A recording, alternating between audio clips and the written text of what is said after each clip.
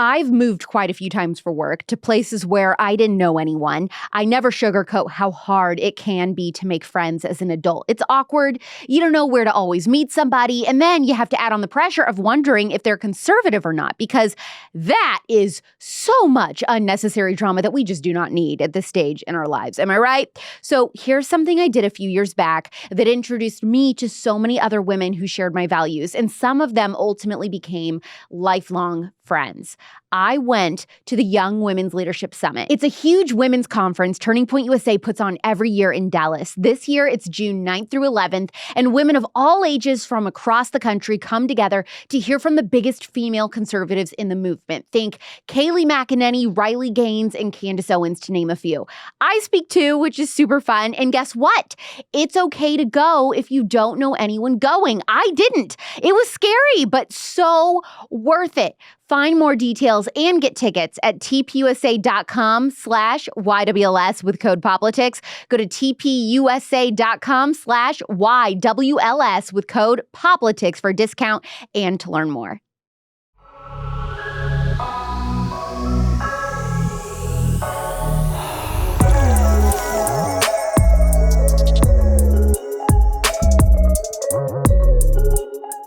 I couldn't believe it. The food pyramid was a sham. Yeah, that little triangle we all grew up with. It was honestly very frightening to learn that lobbyists and politicians were who actually decided to tell Americans what to eat and how much. Instead of telling Americans to eat less, we were told to avoid too much in order to, protect the processed and fast food industries. The corn and wheat industries lobbied their way into having a bigger suggested serving size to line their own pockets, and it seemed like almost every category was bought and paid for. Was any nutritional science used at all to shape an entire generation's eating habits? My guest today is skeptical, to say the least. She is an absolute badass who rang the alarms about the food pyramid scheme and also blew up the internet when she destroyed the so-called study that vegans used to allegedly prove how healthy eliminating meat was. It all started when she decided to create a little blog where she described leaving the vegan cult herself. Her website is now a powerhouse used to examine the science behind many nutritional beliefs and question everything we're told from the so-called experts about food. She is the author of Death by Food Pyramid: How Shoddy Science, Sketchy Politics, and Shady Special Interests Have Ruined Our Health, that was released in 2014 and changed countless minds about big food and how its dangers cannot be overlooked. It is my honor to welcome Denise Minger to the Spillover. Denise, your goal has really always been, you say, to talk about nutrition and health, but without the biases and dogma that can come along with that, which I really love. And you claim that you have no agenda to promote. You're just a truth seeker. I say that you're like the House and Habit of nutrition, which is like, she's like this huge investigative journalist, in the pop culture space. And I feel like you're kind of doing that too, debunking a bunch of claims in the health and wellness space and nutrition space. And really, you have an incredible personal story before we get into all the things that you've debunked throughout your career. You became a vegan as a child, and then your health completely plummeted. Yes. So when I was 7, I was eating steak with my family for dinner, and I started choking on like a piece of steak. And I freaked out so bad that I actually decided to go vegetarian because meat started like scaring me. And it was like one of those childhood things where you're just like, this thing is bad, and you carry it with you, and you don't really have a lot of, cognitive processes that are online yet. And so it kind of clustered for me with like these ideas about vegetarianism being healthy. You always hear that vegetarians are healthier people. It made sense to me at the time. And my parents were nice enough to just let me go with it. So I stopped eating meat when I was 7. And everyone thought it was a phase, but I guess it was a phase, but it was a very long phase, right? And your parents were very supportive. They were like, okay, that's fine. Yeah. My mom she didn't eat a lot of meat herself, so I think she understood. And I was a little stubborn as a kid. So I think I was very convincing with my plans. Yeah. But that was my introduction into like not eating certain foods. And so meat for me was just not a food for many, many, many years. And then when I was about 11, I started getting really sick. And how would you describe that? What do you mean by you started getting really sick? So if you think about what it's like to have the flu, and then it just doesn't go away. So like upper respiratory stuff, you're really tired. My hair was falling out. I couldn't keep weight on. I was just like, I was so fatigued and like kind of like congested all the time. And my parents started taking me to doctors trying to figure out what was wrong. And nobody had any idea. Like they're like, let's give you some Claritin. Let's give you some antibiotics. Nobody said, hey, maybe it's the fact that you've been eating exclusively vegetarian or no, vegan. Was it vegan or vegetarian? So it's vegetarian initially. Okay. It transitioned to vegan. That's right. So it's so nobody thought to say it has nothing to do with your diet for the last couple years. No one thought to say that. And incidentally, it wasn't actually at that time because of vegetarianism. I developed a food allergy to wheat. Oh. And so I went from doctor to doctor. They thought maybe it was allergies, but they gave you like those skin prick tests where they're trying to test for different types of allergies and pollen. And like, yeah, allergic to some mold and some pollen, but nothing was actually, there's nothing I could take out of my life that was improving things. And I was just so sick. I don't even remember 5th grade. Like I was so sick. And it was a very difficult period of my life just because I just felt terrible all the time and I didn't know why. And nobody knew why. My parents didn't know why. Doctors didn't know why. They took my adenoids out as like a, hopeful surgery, it's like near your tonsils. Didn't help anything. So it was just like throwing spaghetti at the wall and hoping something would stick. And I finally went to a naturopath. It was like this woman who had an MD and an ND. So she had she had her feet in both worlds, right? And she just looked at me and she was like, you have a food allergy. I know those circles under your eyes. And so I went to this doctor and she was like, you have to go on an elimination diet. And no doctor before her had said anything about food. They're just like, oh, let's give you different medications and cut out different parts of your body. So I unfortunately, my favorite food at the time was like crackers, right? Yeah. And I remember eating this bag of goldfish crackers on the way to the doctor. And then on the way back, my mom just took them away from me and she's like, you can't eat this now. The end of an era. It was the end of an era. And incidentally, after just a few weeks of not eating wheat, they took me off everything initially, like dairy, wheat, soy. I think I was eating like rice and vegetables for a while. And I felt better. Everything got better. I was completely fine after the 2 or 3 weeks of just not eating any dairy or wheat or anything that I was sensitive to. And so how many years passed before the next health issue kind of arose for you? So I will say that I never got totally better. My immune system was never really good. I was one of those kids that would get sick every week. And I always felt fatigued. I never felt great. And I look back on that and it was definitely diet related, especially with animal foods, right? I just had taken those off the table and I was eating a lot of fake vegan stuff at the time, like tofu pups instead of hot dogs and that kind of thing. And so it was a few years after that, I stumbled across the raw vegan diet on the internet. Are you familiar with this? I'm not super familiar with it. Tell me. Okay, so if you think about veganism, right? No animal products. Raw vegans don't cook anything. They eat fruits and vegetables, nuts, but only raw nuts. It can't even be sauteed or anything. No heat. Why? What's so beneficial about no heat, allegedly? This is, thank goodness, this is passed as a trend. But for a while, in the early 2000s, this it was one of those crests. It was a diet that people were learning about, and this is the reason people are sick. It's because they cook their food. And I was 15 at the time, so I'm gonna play the I was 15 card right now because it's not you don't know a lot when you're 15, especially about health and science and your body. And so I was reading these things on the internet about people going raw vegan. So they just stopped cooking their food. They started eating salads and fruit and nuts and fermented nut things, nut cheeses, and just all this stuff. And they were claiming to have really profound health benefits from it, like cancer being cured and just fibromyalgia getting reversed and just all sorts of stuff. And I looked at myself and what felt like a very weak immune system and the fact that I never felt good. Mm-hmm. And I was already very aware of what was in food, and I was very careful about my diet because I couldn't eat wheat, right? This was before you even had ingredients labels, really, that listed things on food. So I couldn't eat things at restaurants for the most part. I was just very aware of my diet. And so I saw these claims and I was like, I'm going to try that. And so I stopped eating all the cooked food that was in my diet. I started eating tons of fruit, like a cantaloupe, a whole cantaloupe in one sitting, right? Oh my God. I know, right? If you Google this, raw vegan diet and look at pictures of people's food halls, it's insane. You're eating raw cantaloupes, you're doing the raw vegan diet thing. I'm assuming that right away you start feeling even better than you were. I felt amazing. I felt like I could run a marathon. Like it went from feeling like this like weird subdued, never feeling really good, to waking up feeling sparkly, feeling like I could see better, feeling like I could smell things more intensely. And in retrospect, it's kind of a fasting diet. Like if you're familiar with what happens when people fast, like there's a period where you feel really amazing because your body's actually kicking into like a cleaning process, and you have immune cells that are going and gobbling up all this like, junk that's basically in your blood and throughout your body. And I think it's a very real phenomenon. I think a lot of people get hooked on to like diets that are very restrictive because they feel so good initially. Yeah. And it's not actually a sustainable diet, but it does feel amazing on the front end. And so what I went through was this incredible period of feeling like better than I'd ever felt in my whole life. I was just like, I can't even say enough good things about how I felt at the time for a few months, right?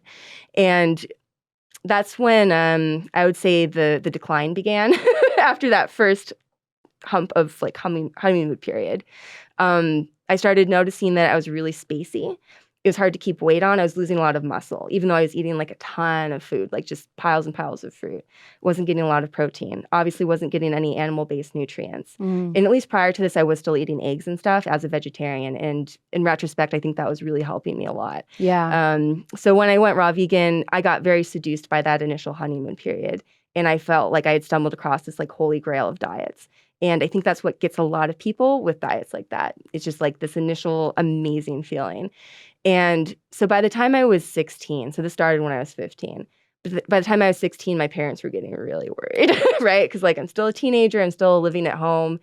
I'm, again, very stubborn, pretty independent, like to like try my own thing and You were a experiment. strong-willed kid. I was a strong-willed kid. Yes, I like that. I like saying it that way, right? It's a positive. Yeah.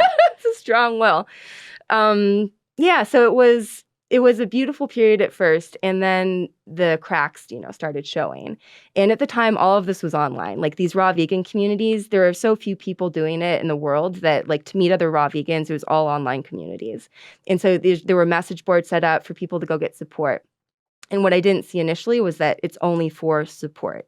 If you're having There was no problems. people saying, hey, I'm having adverse side effects or things like that. Or if they were, maybe they were being censored or taken down. They were being deleted instantly. Now, why They were is being that? deleted instantly. Why can there never be any dissent or any alternative opinions on these fad diets, you think? You have to keep it. Well, people turn it into a religion, right? And then they fight really hard because they have to believe in it.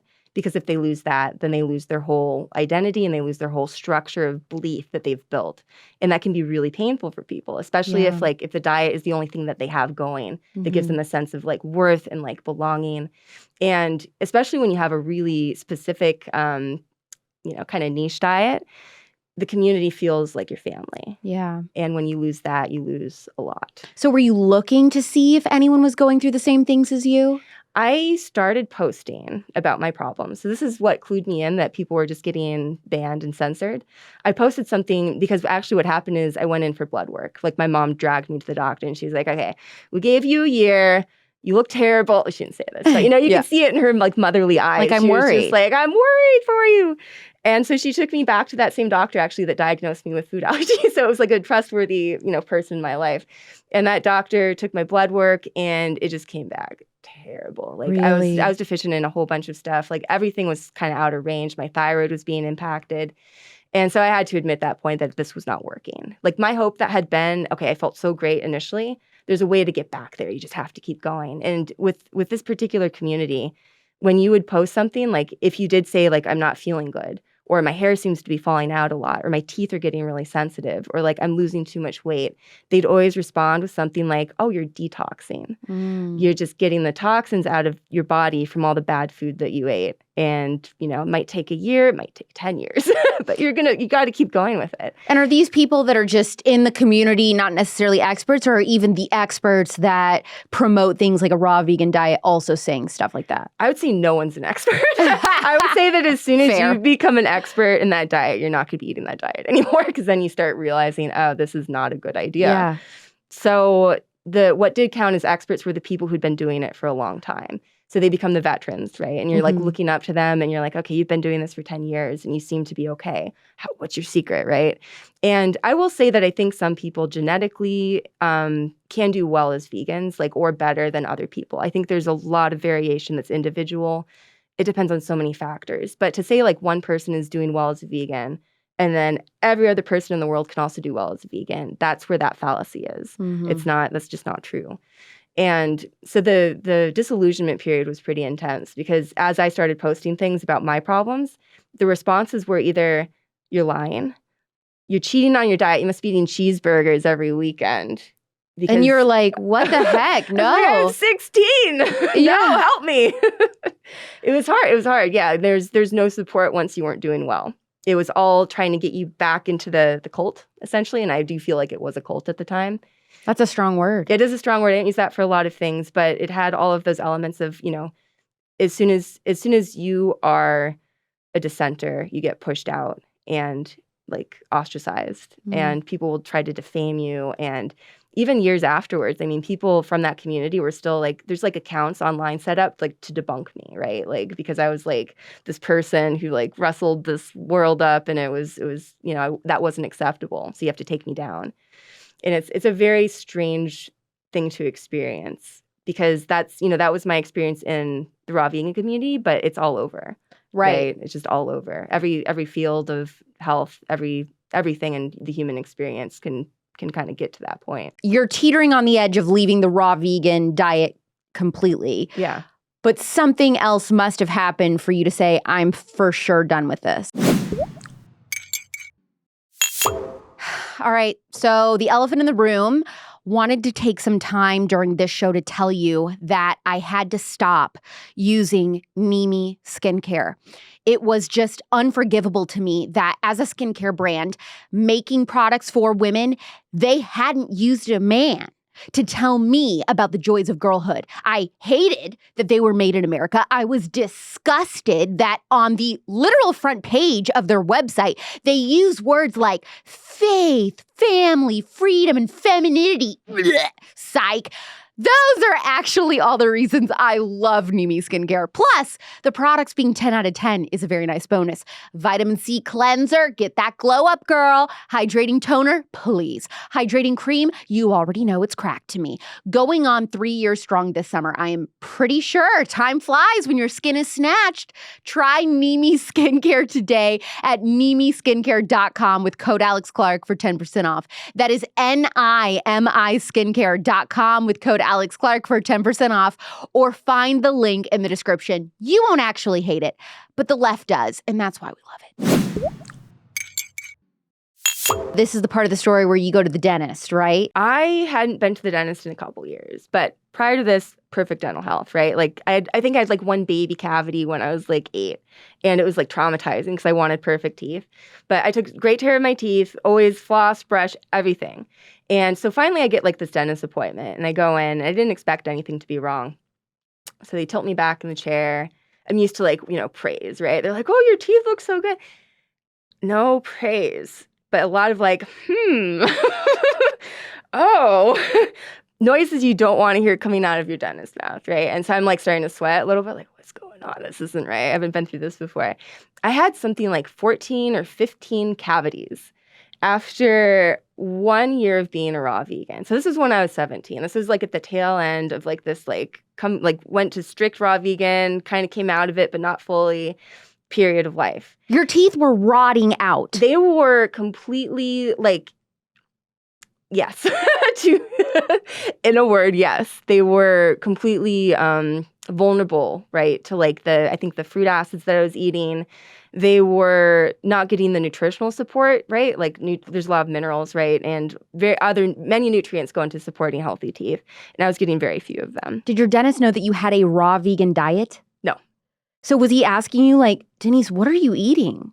I think they just wanted my money at that time. So I think they were like, you know what? She is gonna make us bank today. Like, no, I shouldn't say that. I think they're very lovely people. But I think they went in and they're just like, okay, we just got a lot of stuff to fix. We have a lot of stuff to fix. And it was humiliating, honestly, because I had a lot of pride in my dental health. And I was, there's people out there who don't brush for like 7 years. They go in and their dentist is like, your teeth are perfect. Yeah. And so I was like, man, all this work for nothing. So was this one of the things that you ask on the forum, on the message boards? Like, hey, so I had a dentist appointment and I have like 15 cavities. Is this normal? I think by this time I didn't trust anybody out there. So you just kind of held this within? Yes. Like something maybe with my diet isn't working, but I'm still going to hang on. Yes, it was. I think that was.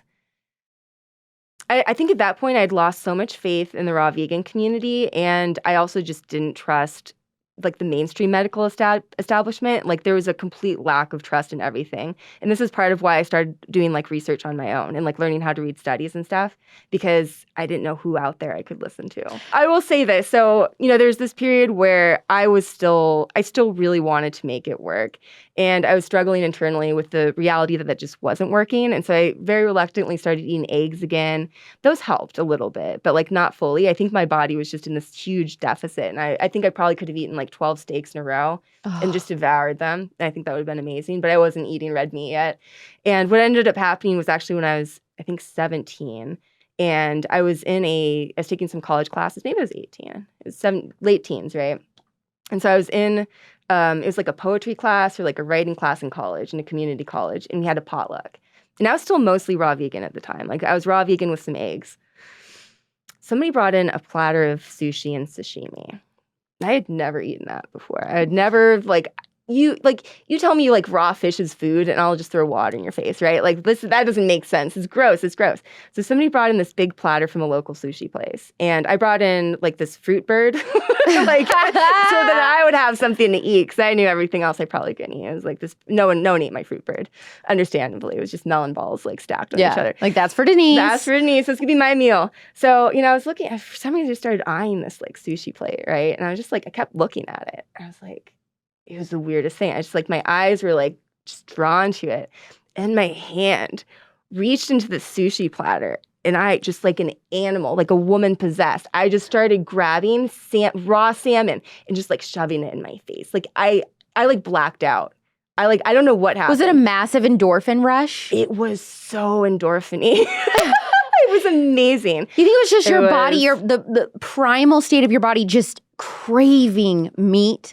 And that so. Happened to be raw fish at the time because I was in front of you? I think so. I think maybe psychologically, too, it was still raw. And I was still like in this like, cooking does stuff to food that, there's, and it's true, there are things you can do to cooked foods that will generate carcinogens, like if you char meat, and there's a tiny bit of truth, like this much truth, right? Like raw veganism is like this much like not truth.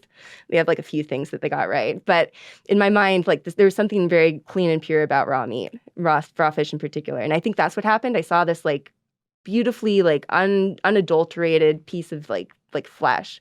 Yeah, because it just looked straight from the ocean. Yeah, it was like, okay, well, and then it just into my body it went. And I felt so good.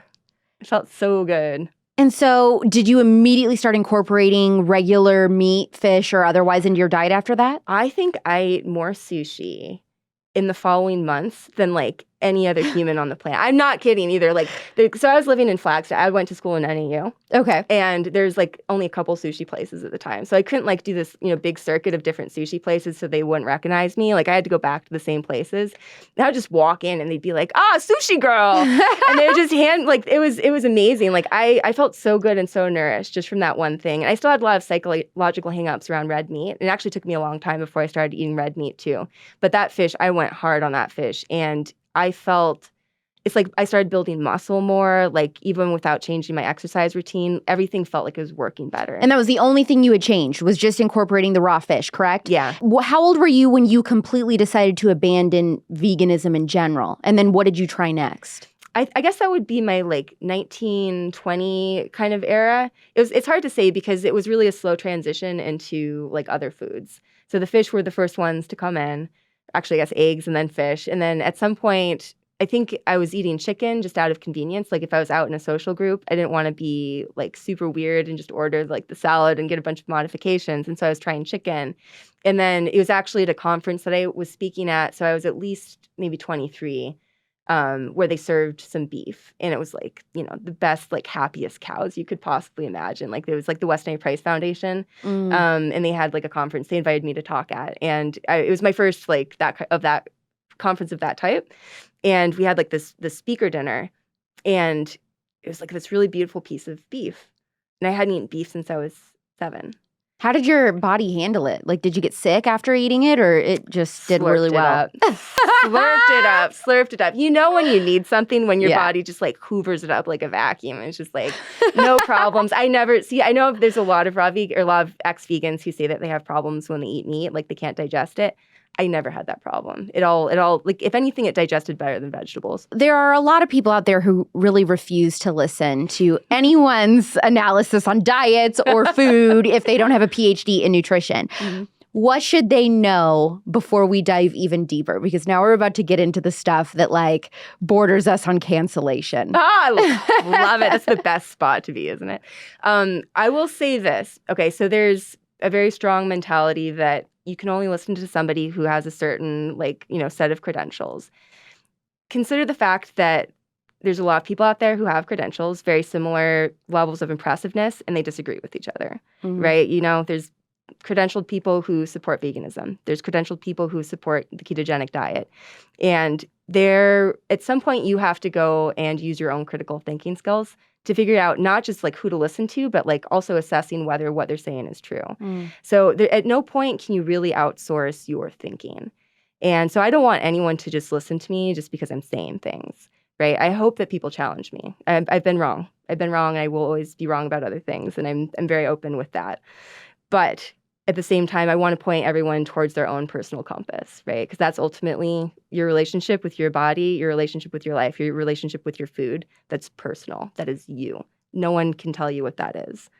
And so everything I've discovered has been, part of this journey to kind of heal myself. But everyone else's path is theirs. So. Well, and it can be really hard because there are, quote unquote, scientific evidence studies and backing or whatever about why all these different food systems or food beliefs or diets are the best. I think that's really hard for people to navigate. Yes. What is right and what isn't. Yeah.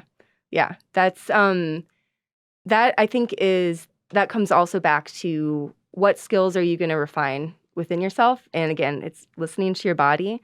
I think being aware of how the food industry manipulates us with their products is very important, because that's kind of that's the thing that usually stands in the way of people being able to connect with their own body intuition, right? It's like if you're eating foods that are designed to overwrite your hunger signals and that are designed to hijack your brain, right? Like your brain's reward centers to feel like you're getting these drug hits from the donuts you're eating or whatever, right?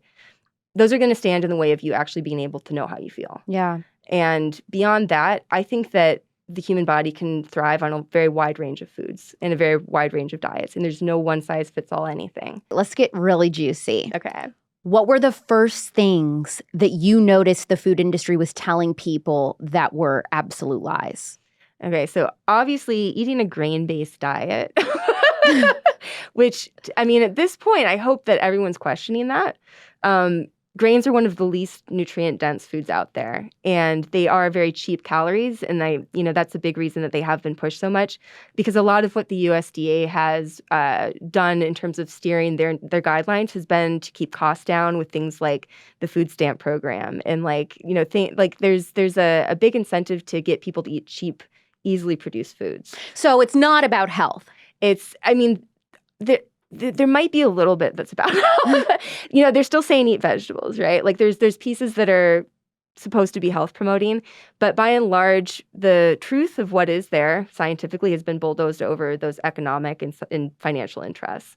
And that's pretty devastating when you think about it, because I know a lot of people, myself included, I had to do the food pyramid picture and how many servings of grains do I eat in 7th grade. Let's talk about the USDA food pyramid. Yeah. Because we all grew up with that in our textbooks at school. Yeah. That was all essentially a marketing scheme, or what? It was, I would say it was the collision of a lot of things going wrong. I wouldn't say that it started out as a marketing scheme, and I try to be careful about not going straight into conspiracy territory, right? Because usually I'm a fan of that saying, don't ascribe to malice what could be ascribed to idiocy or whatever that thing is. And the government's not the most with it organization. It's not even one organization, right? It's a lot of different pieces. That being said, when it comes to food, there was a lot of pressure coming from industries, right? What's interesting is if you look at what the original USDA or government promoted guidelines were, they came out many, many decades ago, like in the like mid-1900s. And initially they were designed to prevent deficiencies. And so they were like, it wasn't a food pyramid initially. It was like a food wheel. And like there was a bunch of different things that came out. And all of it was designed to help people actually initially avoid being kicked out of, like being disqualified from war and fighting, and because of nutritional deficiencies, because a lot of people at the time were malnourished. So the issue, like in the early 1900s up through the mid 1900s, was people were suffering at a much greater rate of deficiency diseases, and things like heart disease hadn't kicked up yet, and things like diabetes and cancer, they weren't like grabbing people left and right like they ended up doing later on. So the government's goal at that point was just like, let's make sure everyone's well nourished. And that started changing over time. So, mid-1900s, next few decades, suddenly we started seeing these epidemics of heart disease, cancer, diabetes, like different things that hadn't been taking people quite as much earlier on. Why do you think that is? So I think a lot of it did have to do with changing nutritional landscape. As more foods were being introduced and lifestyles started getting automated more, and people were a little bit more sedentary. Not everyone was working on the farm all day. Yeah. And, things shifted. And then suddenly the things that used to be problems weren't really problems anymore, like people dying of malnutrition, especially in America. And other things then had a chance to like start taking hold. And so we did see like the shift of like disease trends. At the same time, there was shifts in food trends, and vegetable oil started being a thing. And right now, so when she's talking about this is the seed oils. This is the seed oils came on the scene, and about when was that? I think that was the 1940s or 50s. Right. Yes, the 1940s or 50s. So before this, it was like lard, tallow, butter, a lot of saturated animal fats. But it was being used really, really small, because I think that McDonald's, even in like the 60s, they would say things like our beef tallow fries and things like that. Yeah. So it was like it started to ramp up. And that's why I feel like you look at pictures of people on the beach and stuff in the 60s, nobody is fat. Yeah. Oh, they look great. Everybody looks great. You know what I mean? You see pictures of people at diners having milkshakes and burgers and fries and stuff, but nobody was like significantly overweight yet, because those were just getting introduced. Right. Absolutely. Yeah. I mean, I think that was a big part of it. I think that was going back to what we were talking about earlier. It takes like the cumulative effect of a lot of generations and a lot of time, like eating certain ways and like becoming sedentary before you start seeing that, like that explosion of issues. And yeah, so like the USDA, government in general, I don't think they set out trying to kill people. I don't think they set out trying to create guidelines that were like designed to be harmful and like, this big long game, long con. I don't think that was going on, but I do think that we ended up that way. I think enough corners were cut in the process of trying to analyze what the science was saying about what's best for human health. Because like if you look at the type of diet that is best supportive of human health, our current agricultural system doesn't support it. Right, because we got like factory farms, we got mass-produced seed oils, we have a low nutrient density diet. A lot of the foods that are cheapest are the lowest in nutrients in general. And so to change things so that every person could eat something that is absolutely optimal for their bodies would require reforming almost everything we do about food. And so, and that's very controversial with the ag people. Yeah. Whenever we've gotten into this conversation with other guests, that's the critique I get from people that are in the farming industries and stuff. They're like, well, you don't understand. This would take my entire family out of business. Right. So it's very nuanced, and it's very nuanced. And it's sensitive for people. Yeah. If that's how they make their living. Yeah. Yeah. So there's a lot going on with that, right? And so the food pyramid's an interesting example of trying to piece together science in a way that is still able to morph and conform to the needs of our economy and our agricultural industry. And the thing that really surprised me when I was writing this book was there was this woman named Louise Light. And she was not mentioned almost anywhere in any like history of the food guidelines or anything like that. I came across some of her writings very accidentally, actually. And I was so stoked. I was like, I'm going to interview this woman. What was she saying? So she was somebody who was hired. So according to her, she was hired by the USDA to create the next food pyramid, or like the next stage of USDA guidelines. And was that the one that was supposed to come out in like the 90s? That's what I'm able to gather from what she said. Okay. And so there's some time issues with like her timeline of stuff where I think she was involved in something that just wasn't really public. But she was hired basically to run through the science that was available at the time for what's healthy for humans. And so she was hired on, did all this research, read every study available on like what kind of fats are best for people, like how much carbs should we be eating, how many servings of grains are actually optimal. And she created a food pyramid that was almost in the invert of what we ended up with. Really? And she thought vegetables were really healthy. She thought grain should be kind of up at the top of the food pyramid, no more than like 2 to 3 servings a day. Sugar, But we were told, am I right, that it ended up saying that we should have 5 to 6 servings of grains? 6 to 11. 6 to 11. Which is insane if you think about it. And we don't really, we're not really told what a serving is. So it's not like as big as you would think it is. But when I think of 6 to 11 servings, I'm like, all right, 11 slices of bread.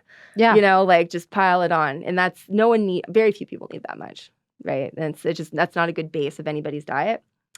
So she thought, she created this really cool food pyramid, and she was very confident that the science behind it was solid.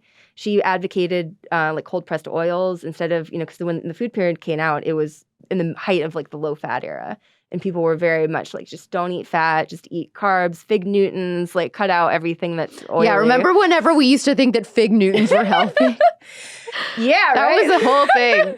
That was a whole thing. Gosh, yeah. It's so funny. Yeah. She thought that there was enough science to say that we should actually be eating a decent amount of fat, avocados, nuts. And so she submitted what she thought was a solid set of guidelines, and she submitted it to the USDA. And she said that when it came back to her, like, for some revisions and they had done some stuff to it, it was mangled. Like everything was changed. The grain suddenly went from the top to the bottom. The vegetable servings had been reduced. Fruit servings had been reduced. Fats were like way up near the top again. And she was like, what happened? And the response she got from the USDA was, we had to do this to keep the cost of our food stamp program low. Because if you think about like the way that that's designed is basically to get as much bang for your buck out of food. Mm-hmm. Cold pressed oils aren't cheap. Vegetables aren't cheap. Grains are cheap. Vegetable oils are cheap. Sugar's cheap. Fine grains are cheap. So there was, and I'm going to say this about her too. I was searched high and low to find other people who knew her, because she actually passed away right before I started my book. And I didn't find that until like I was like, already hot in the chase. Like, I'm going to find this woman and find all the secrets. And like, then I was like, oh, she's dead.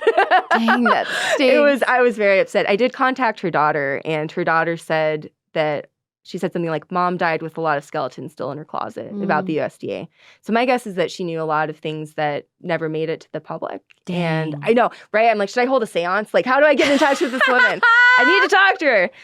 But no, I didn't do that. But that was really intriguing for me to find, because it was like this little piece of history that I didn't see anywhere else. And it was, there's a lot of publications about the development of the food guidelines, and most of them seem well justified. Like, we did this based on this study, and we had this committee like analyze these studies, and then we came up with this, and then decided this. And if you just look at that part of it, it seems justified. Like, it seems like, okay, we had some scientists who are working on this. But then if you just actually learn how to read the science, it's very, very, very different. And that's where, again, I think that people becoming personally empowered to understand food and diet and nutrition in their bodies is really important, because there's always going to be experts out there telling you what to believe, and none of them are going to be absolutely true or accurate. I mean, this is something that Denise is very famous for, is taking these super popular studies and, so-called scientists, and then being like, dude, you don't even know how to read your own science. And so that became a kind of a thing like, who is this blogger girl that's just destroying everybody and schooling everyone on the science of the corrupt science, that the USDA puts out and all this kind of stuff. And so, I mean, can any food industry like dairy, Department of Agriculture, wheat, I don't know, any others, can they even be trusted when it comes to food endorsements? I don't think so. Like, everybody has an agenda. Everybody is trying to make money. So they're all going to say something is healthy or something isn't or whatever, because they're trying to line their own pockets, correct? I would definitely agree with that. And so part of the food pyramid, some of the science or the reasoning behind why certain people got certain boxes and sections, these industries were kind of paying for that, right? Is that correct? There was, a lot of this was kind of so behind the scenes that I don't know if I could say confidently exactly what happened, but Okay. you can definitely see like a reflection of how big is an industry, how much money are they like generating, how much influence do they have, and like where did they end up slotted in our food recommendations, right? Wow. And that's what is very terrible, because it's bad enough if you're doing that to something that's not affecting human health, right? But like once you're doing that to people who are vulnerable because they don't actually know about health and they're just trusting, to me that's a very, very dark thing. Is there a link between big pharma and the food science industry? It's all linked, yeah. I mean, that's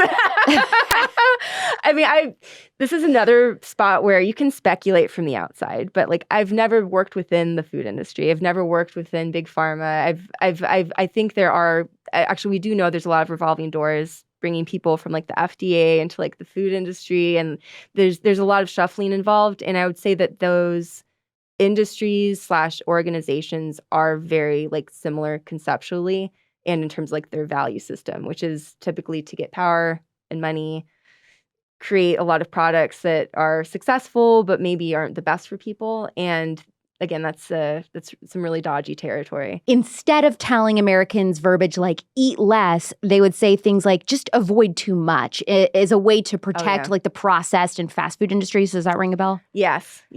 Language is very sneaky, right? And it's very, very persuasive. And by tweaking words to say don't eat too much, you're still putting the emphasis on eat.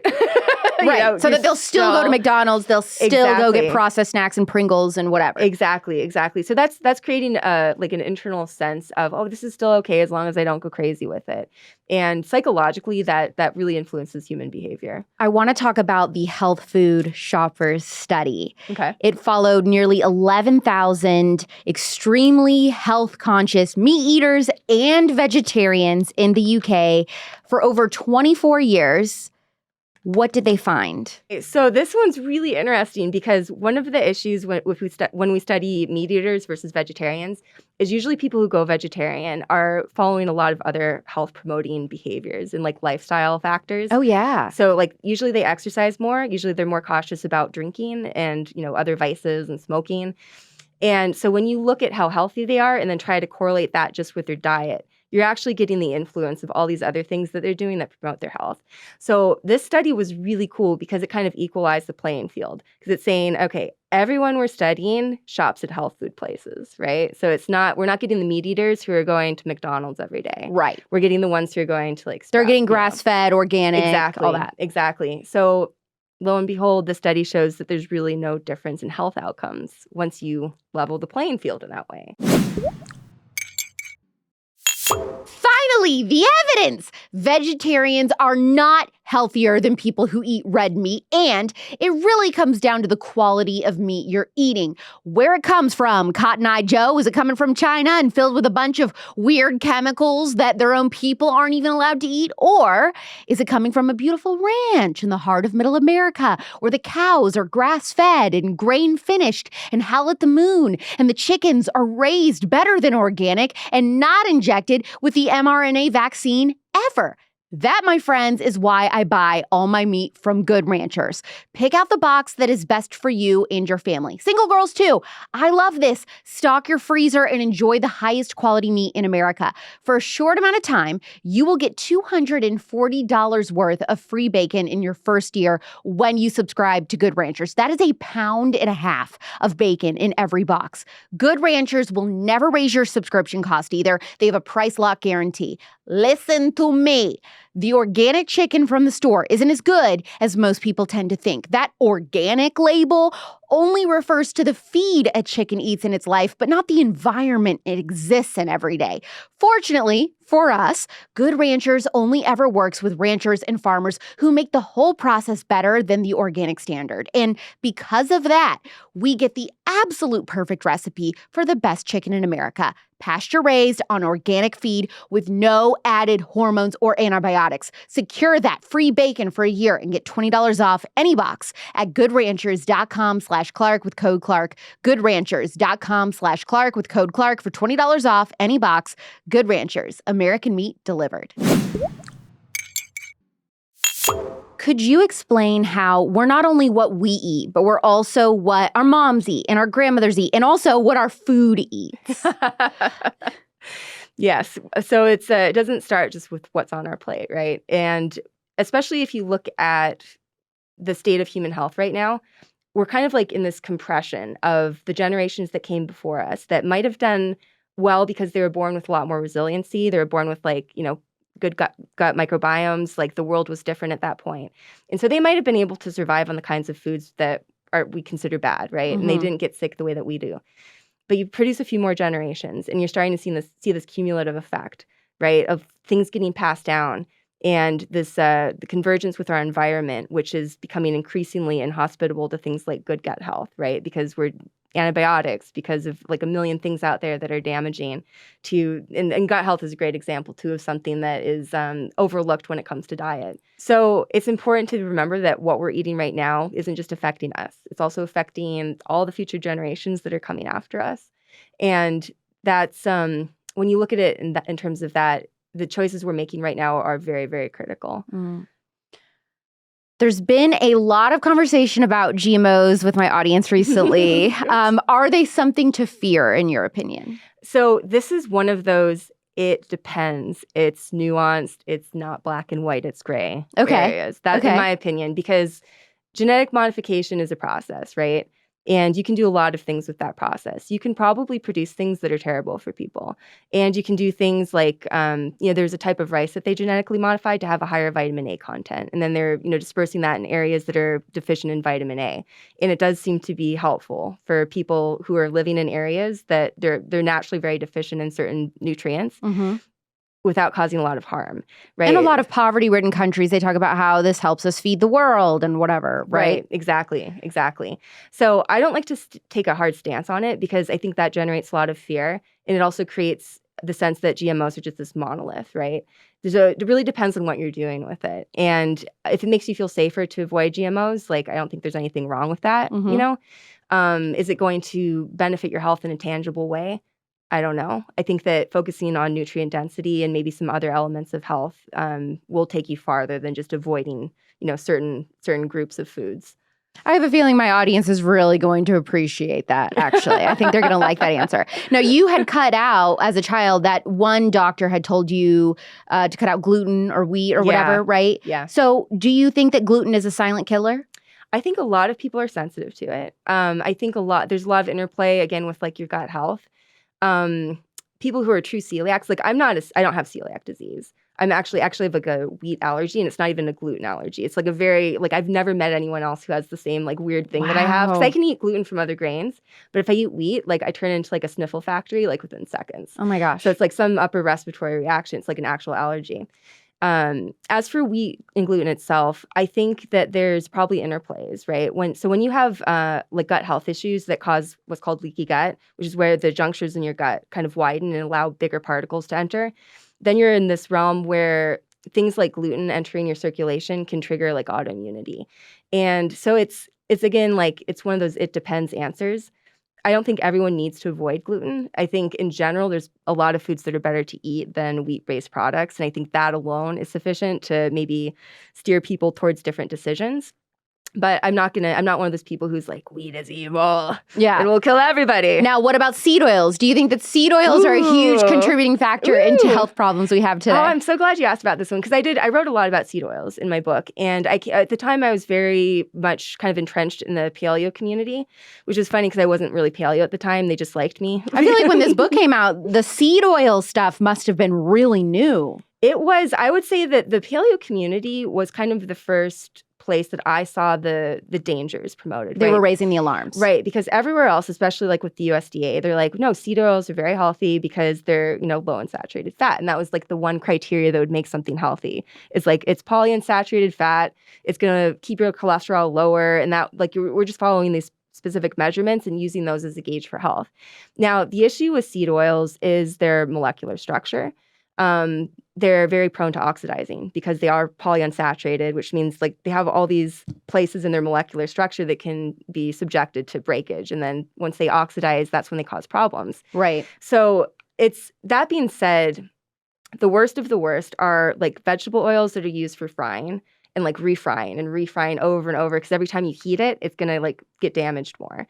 So a lot of the studies that show that vegetable oils are harmful are looking at like fry oils. Yeah, I was going to restaurants. say the French fries, man. Yeah, which sucks because they're yummy. It totally sucks. That's the thing. Like, it's not fun, but it's like, it's important, you know? Yeah, exactly. That being said, you know, something like cold pressed canola oil, like just as an example, it's probably not going to hurt you. Like, I'm not going to promote that as a like processed food product necessarily, but there's not a lot of science out there that you can point to and say like this is really bad for you because it's a vegetable oil, especially if it's like in a salad dressing that doesn't get heated, right? So it's like this is another situation where context matters a lot and like preparation method matters a lot. For the most part, I don't think that vegetable oils are doing anybody any favors. There's much healthier things you can eat. And so I don't categorically avoid them myself. Like if there's something at a restaurant that has a vegetable oil, I'm not like, Well, it's very, very hard. I mean, that's the thing too, when people are like super strict on cutting out seed oils, I try to be the best that I can. Exactly. But knowing that pretty much any time I go out to eat, I'm going to encounter them. Right. That is very, very hard to avoid if you go out to eat, unless you're only going to eat food cooked at home. Exactly, you know? right. And then, I mean, and then that puts you in a situation where like the lack of socializing. Exactly. That's the thing. You have to think about what benefit outweighs the cost. Is it better to avoid seed oils 100% of the time, but then never ever get to go out with friends? Right. It's probably not very good for your mental health. Absolutely. It's probably great for your physical health, but your mental health is important too. Right. Do you think that Americans in particular are prone to becoming slaves to certain food ideologies? You know, I've never thought about it in like national terms, but yeah, probably. It's really weird to me. Yeah, you don't see that as much elsewhere. No. Yeah. That's actually a really good insight. I mean, because I always think about this just like in more abstract terms, but I think there is something culturally that we're actually, you know, it might be part of it might be that we're very disconnected from our bodies. Like America, very strong, and I guess a lot of Western areas, but in particular America, we really value like the intellect, and we really value like these linear ways of thinking. And there's actually a big disconnect with body wisdom and with tradition. Like America doesn't have like a culture in a singular sense. Because we're just a melting pot. We're a melting pot. And that's cool in some ways. Mm-hmm. In other ways, we don't have a lineage that we come from where we can look back on it and say, this is how we do things. Yeah, because like the Chinese have that. Right. The Scandinavians have that. Yeah. Yeah. Like every other culture has like some dish or some food that has been like prized and cherished in their traditions. Like what do we have? Like what, Big Macs? Yeah. Yeah. We're a hodgepodge. And you believe that there is not really a one size fits all diet or nutritional guideline. It's just that we need to be very individualistic. Yeah. With our food choices, right? Are there any absolutes, things that you've discovered when it comes to food or diets that you're like, okay, now this does work for almost everyone? I would say, so avoiding things that damage the gut is really important. Which would be like what? So, well, overuse of antibiotics is a good one. For the most part, you want to focus on also eating foods that actually feed your gut bacteria. Because, there's like a big thing with probiotics lately, and like, you take like acidophilus and like lactobacilli and like different like strains, right? And you get them in pills and they're usually pretty expensive and they're supposed to improve your gut health. And that's only true to an extent because they don't always colonize, right? So you take them and they don't actually stay in your gut. And the way to get them to stay in your gut is to feed them with things. And that includes like prebiotic fibers. Okay. Like one source that most people don't know about are potatoes, white potatoes that have been cooked and then cooled down. And the cooling process actually changes their starch structure to become something called resistant starch. And once that starch is in that shape, it actually bypasses your digestive enzymes and goes straight into your colon to feed your gut bacteria. Okay. And so like potato salad, it's like, who would have thought that might be healthy? But sushi rice is another example of a food that can be like, because it's been cooled down, the starch is created. Well, that was good news for you to find out. I know, right? I was like, hey, body loves sushi. Body knew something. But root vegetables in general, anything with prebiotic fibers, like of the chicory family, there's a lot. There's just like, I would say like nutritional diversity is really important in general because every food out there is going to give you something different. And like the way we eat food right now is just terrible. Like the tiny amount of like different food items we have that like rotate through our diets is like minuscule. Like it should be like 200, right? Like of different types of things. And we just don't have a lot of diversity in our diet anymore. Yeah. Something called the China study came out. And let me know if this is a fair summary of it, because I am like a very non-smart person trying to re-summarize everything. And I mean, you have pages and pages and pages of this. You have written multiple, like you'll write a whole, I don't know if dissertation is the right word, but you'll write a full breakdown of how the study was bogus. And then you'll go back and you'll be like, actually, I have more to say. And I've never seen anything like this. So something, this thing called the China study comes out. It says that basically all the chronic diseases that we face in the West, like breast cancer, obesity, diabetes, heart issues, high cholesterol, all this kind of stuff was linked to people eating more animal protein. Is this correct? Yeah. Including fish. Mm-hmm. And one of your biggest claims to fame and viral notoriety came from you destroying this study. And so in the simplest way possible, how big of an impact did this study have on what Americans were being told about food? What was problematic with its findings? And what was the reaction to you saying that this is all a load of crap? Oh, I love it. So just as some more backstory, when I was a vegan, this book, so it was written by a man named T. Colin Campbell, who's like professor emeritus at Cornell University, huge list of credentials, right? Like just has been everywhere, done everything, a lot of history and a lot of prestige. So when I was a vegan, this book got cited left and right as a reason to be vegan. And because it went specifically from previous claims, which are like, vegetarians are healthy, but you can still eat some dairy and eggs, or like fish is healthy. This book actually made the claim that all animal protein, as you said, is harmful. And like it'll cause cancer, it'll raise your cholesterol, it'll cause heart disease, whatever the disease is, name it, it'll be caused by animal protein. So once I was like exiting veganism, I was thinking about this book. And I was like, something's not right with this. Something is not right with this. And I was at a very unique point in my life where I had actually like just gotten hit by a car and I was recovering. So you had the time. I had time, and they gave me like pain and suffering money. So I was like, oh, I have to work for a little bit. This is nice. And I ended up getting a copy of not only the China study, the book, but also the study that it was the namesake for the book. So like it's called the China study. The book itself actually talks about more than just the China study itself. But I was really interested in this thing called the China study, which was this huge, huge, huge project that had been conducted over the course of decades in China, in rural China.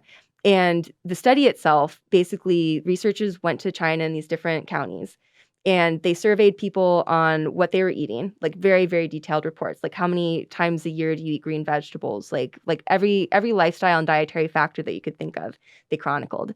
And then they tried to see what type of disease outcomes were happening for each population. And China was a really cool place to do this because people would live and die in the same county or the same region, especially in these rural parts. And they'd eat the same diets, and you could very easily start distilling these trends with like food and then health outcomes. So Colin Campbell was one of the researchers who's on the China study team. And so he was really involved in all of this. And the claim that was made in his book was that the data that came out of the study unequivocally pointed to the fact that animal protein is harmful. And he made a lot of statistical claims and, littered them throughout this book. And it just so happened that all of the data for this study was actually available publicly. And there's not a lot of copies of it, but it's like this huge book that's like this thick that just has pages and pages of correlations. And you're like the only one in the world that was willing to read it. Well, I was like, you know what? I don't have a lot going on right now. I'm all broken up and my elbow was like messed up. I was like, I got some time. I'm a nerd. This will be kind of fun. So I was just mostly curious for my own thought. Like I didn't plan on doing anything with this initially. I was just like, I wanted to know what was there. Like, and so were animal proteins causing all of these ailments? So here's what happened. So I went through the data and I just like there was so much data. I can't overstate how much data there was. And I was just like, I download statistical programs to like start like running correlations and stuff and doing my own analysis of the data. And what had happened was this Colin Campbell, he would take one of the findings from this study, something like, like animal protein is associated with slightly higher LDL cholesterol. And then he would take another variable, something like LDL cholesterol is associated with like, higher rate of liver cancer or something, just as an example. And then he would make a claim from that animal protein causes liver cancer. Mm-hmm. And if you actually go back and look at the direct correlations between the food and the disease, they weren't there. So what he was doing was he was grabbing these third variables to like insert between the two things you're actually interested in, and it created the illusion that these things are linked in a causative way. And it was just every single time I looked this up, it was like that's what was happening. And so when it comes to, in terms of American health, how serious were people taking the China study? So since I was a vegan at the time, I was only aware of like what that community was going through, but they loved that book. That was their Bible. They just held on to that book like just for dear life. And it was like the whole thing was made up? I would say that I go back and forth on whether Colin Campbell knew what he was doing or not. Like, I think he really believed that he had found something legitimate and like was able to mentally excuse the way that he was playing with the data. But he was interpreting his own data wrong. He was interpreting his own data wrong. And then I even like asked some of the other researchers on that team if they agreed with him, and none of them gave me a yes. They're like, oh my gosh. Like one person said, one of the other like main people on the study team, they said something like, after 20 years of trying and failing to interpret the data from the China study, I've given up trying to make any sense of anything from it. Like, well, they also said that the younger women were, when they first menstruated, the greater their chance of getting breast cancer.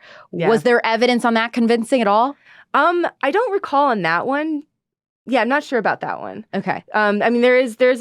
You could make the claim that like the longer hormonal exposures you have, it's going to increase certain like hormone sensitive cancer risk, but I'm not sure about the context of that study. Okay. Yeah. What happened to you when you came out debunking the China study? Oh, it was crazy. Okay, so I was working as an after-school teacher at the time. Like, I didn't have any online presence. Like, I had this little blog that I just posted things about raw veganism and nutrition and all the stuff that I got banned for talking about on the vegan forums. I would just like, well, I'm just gonna make a blog and post it there. No one can ban me from my own blog. So I posted I basically wrote an analysis of what we were just talking about, all my findings. I was like, man, I wonder if anyone else would think this is interesting. And the post ended up going viral. It even circulated back to T. Colin Campbell, the guy who wrote the China study, and we got in a little back and forth for a while. And I was like 23 at the time. I was like this little babe. Gosh. Like I was just like, oh, I don't know what's happening. And everyone's paying attention to me. And he's like, who is this girl ruining my life? I mean, he probably was floored that some 23-year-old blogger was just doing this. The first thing he wrote back was an accusation that I wasn't real, that I was like this like composite, like my picture was like this composite image created by the meat industry. And this is before AI. Yeah, no, right. No, I was like, oh, I don't know if I should be flattered. That's You're like, no, I'm a real girl. I am. No, it was amazing. I had so much adrenaline going constantly. I was like, I'm in a war with somebody. This is cool. And so did that kind of the attention that you got, did that encourage you like, I need to really pursue this and write a book? Yeah, I mean, that was, because I never in a million years would have planned a nutrition career for myself. That wasn't necessarily my interest at the time. I always wanted to be a writer, but I didn't. I mean, my nutrition interest was specifically like personal, like it was very self-interested. I was like, I just want to figure out how to be healthy. And so the fact that people were getting benefits from the things that I had been through and then wrote about, I was like, I could do a lot with this. This is really cool. And it was fun for me too, for a long time, to analyze things and kind of tear them apart. Like I actually kind of moved out of that after a while. It's like at some point you have to stop just ripping things apart and you have to like offer things in there to replace the rubble that you created. But at the time, it was a very, very cool experience. How should Americans view any advice from the government when it comes to what we should or shouldn't eat? Be careful. Be careful. Just know that the government they don't have everyone's best interest at heart for health. And they're also not the most educated in terms of how to actually understand nutritional science.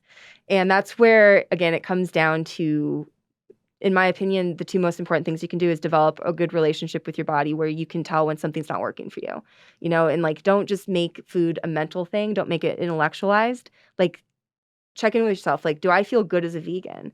Like, do I feel good as a carnivore? Do I feel good as, eating this breakfast every morning? Like, and then to get to that point, you really have to avoid the foods that do hijack, your sense of hunger, like the sugars and stuff. So those are ones that I think are worth eliminating, just so that you can have a better connection with your own body. Do you think that the government has something to gain by keeping Americans fat and unhealthy? I don't know if I would say that the government specifically does, but definitely, a lot of pharmaceutical companies do. It is true that you can make more money keeping people sick and then just managing their health condition than actually providing cures. But I don't like to assume that everyone has bad intent, but that is my own, optimism for humanity. And so tell us about, you have more than one book that you've written, right? This is it. Oh, this is it? Mm-hmm. Okay, so do you have another book that you're working on? Not specifically, but I definitely segued more into like mental health and like emotional resiliency and stuff. Because kind of after, you get your body working, there's other things in the human experience that can be very important to look at. And you have a website. Tell us what that is. So that's DeniseMinger.com. And I post, once every couple years. But it is filled with information. Like you could spend hours easily on there. You've contributed a lot to Take a Break, I think. The blog posts are very long. Yeah, blog posts are very long. So you will enjoy it if you liked, if you want more if you want more than what you just heard in this conversation. Unfortunately, I don't have 4 hours with her. But how can we balance open-mindedness with healthy skepticism when it comes to nutritional science, you think? Oh, that's a really good question. I think it goes back to, you don't want to be so open-minded that your brain falls out, right? Like that's like my favorite saying. I think understanding the patterns that people tend to fall into when they're looking for answers is really important. So this is kind of like a meta discussion, right? Like a lot of times when people get disillusioned with the government's advice, they'll kind of go under that saying of, the enemy of my enemy is my friend. And they'll look for anyone that's attacking the government. And they'll be like, you have the answers. But then you can fall into the same trap where you have a community that thinks it knows everything and it's very like rigid and crystallized around a certain structure. And you don't want to fall into that either, because then you're just going to go through that same pattern over and over and over, and it's going to be very frustrating and take the rest of your life. That's applicable advice for many facets of life, I think, not even just food. I agree completely. Yeah. It's important to be aware that we are all vulnerable to that. So to stay skeptical, you really, again, it comes back to like your relationship with your body. It's like when you go to the doctor and something's wrong and they just look at your blood work or they like scan you over and like, you're fine. Like how many times do you know like someone's done that and someone has had that experience and like, oh, actually they had cancer, or actually they had like this thing that really was an issue and no one believed them. I think about women being told that they just need to get on birth control when they're actually suffering from things like PCOS and stuff. Yes, That's absolutely. a huge one I think of. Absolutely. Like, female hormone stuff, huge. And that's another one where I feel like women... We're always gaslit. Absolutely. I completely agree with that. Yeah. Yeah. That's a big one.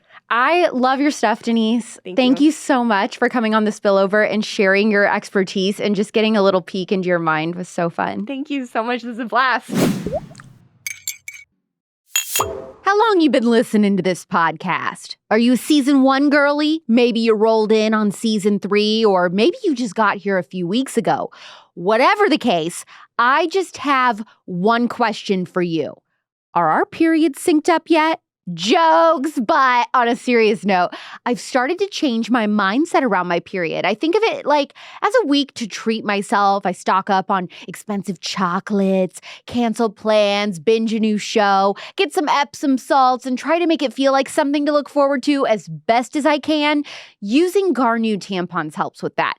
Getting my hot pink package in the mail every month is just so much chicer than a plastic grocery store bag. And I love that the money I have to spend every single month, no matter what, goes to a company that shares and supports my values, like Garnu. Not to mention, Garnu tampons are 100% organic, made without dyes, fragrances, or chlorine, and use BPA-free compact applicators. You have to get tampons, so just get Garnu. Make life easier by setting them up to automatically come to your house every month, just in time, and try organic ones. Trust. Go to garnu.com/spillover.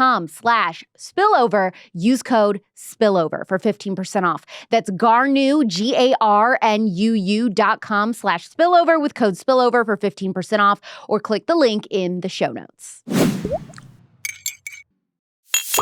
If you really enjoy going in the weeds on food and nutrition, you'll love Denise's book, because it's basically the big food encyclopedia. She breaks down more studies than people probably knew even existed on what is supposedly healthy and what is not. Now, what lesson did we learn today, kids? That you simply cannot take what the government says at face value. Ever. That includes health advice. Thank God we live in America and I can say that. I do have an important announcement, but before I tell you, I do want to say that if you want more episodes like this, just scroll back to January of this year till now, and you'll find multiple on this subject. I have one more food-related episode in the bank that is slated to come out likely in July. I'm not going to make any promises, but we're probably going to release it in July. And that one is going to focus specifically on what a scam the entire plant-based industry is and veganism and all of it. It is a huge guest. Be excited. And now for the announcement. Starting next week, we are diving into a themed episode month. I am calling it May is for the Moms. But if you're not a mom yet, you will still love it because every episode covers femininity, etiquette, how to make friends, homemaking, and yes, parenting. That starts next week, so make sure you're subscribed to this podcast so you don't miss it and leave a 5-star review for Denise and I. New episodes of The Spillover come out Thursday nights at 9 p.m. Pacific or midnight Eastern, which is technically Fridays, on Apple Podcasts, Spotify, or anywhere else you like to listen to podcasts. And by the way, if you subscribe to Pop Politics on YouTube, you can watch these episodes. I'm Alex Clark, and this is The Spillover. Love you, mean it. Bye.